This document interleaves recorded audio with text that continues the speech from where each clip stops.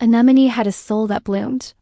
While other young merfolk practiced weaving bubbles into intricate shapes or composing songs for the passing whales, Anemone was happiest with her hands buried in the soft, silty seabed.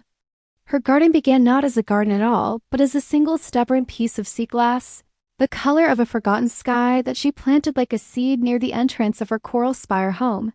The elders chuckled. "Nothing will grow from that, little urchin," they'd say, their voices kind but dismissive. But Anemone didn't want it to grow into a plant. She wanted it to be a centerpiece. She spent days searching the ocean currents for treasures, a scallop shell with a rainbow sheen, a piece of driftwood worn smooth and bone white, a handful of pebbles that chimes like bells when the current stirred them. She arranged them around the sea glass, creating a small, deliberate mosaic on the ocean floor.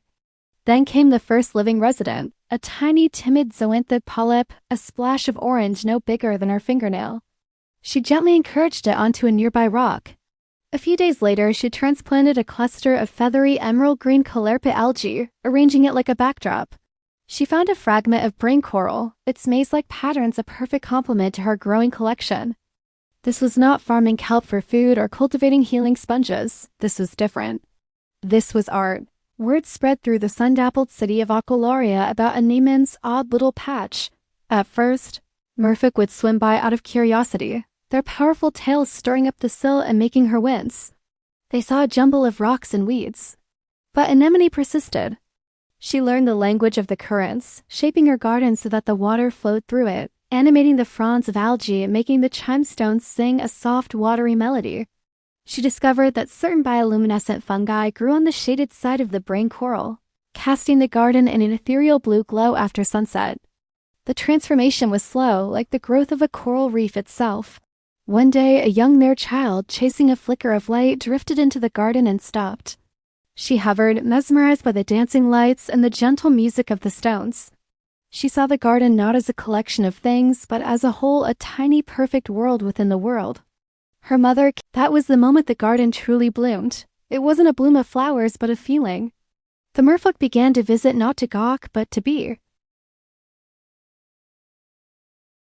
Lovers would meet there, the soft glow lending a magical intimacy to their whispers. Storytellers found the chimestones provided a perfect accompaniment to their tales.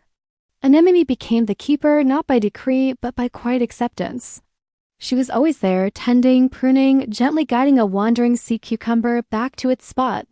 She learned which creatures were harmonious guests, the porcelain crabs that danced on the zoanthids, the courtly seahorses that clung to the caulerpa and which, like the hungry urchins, needed to be politely relocated. The garden grew, spilling over into a small canyon. Anemone cultivated gardens for different moods, a sunlit terrace of vibrant Gorgonian fans for joy, a quiet grotto of filtering sea whips for contemplation, and a playful corner where clownfish darted through the waving tentacles of a benevolent anemone she had befriended. One evening, as the sun sent its final fractured rays through the water, the oldest of the elders, a merman whose scales were the color of moonlight on deep water, visited. He floated for a long time, his wise eyes taking in the symphony of life, color, and sound that Anemone had conducted from nothing.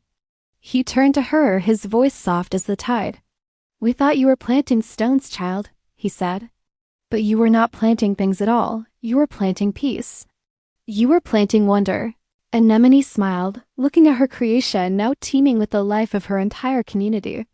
The single piece of sea glass still sat at its heart, no longer a lonely seed, but the first note of a beautiful, underwater song that now belonged to everyone.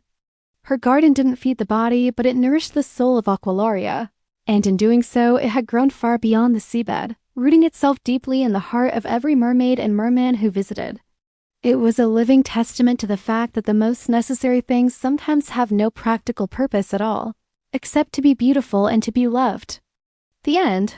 Thank you for watching, and please don't forget to like, share, and subscribe.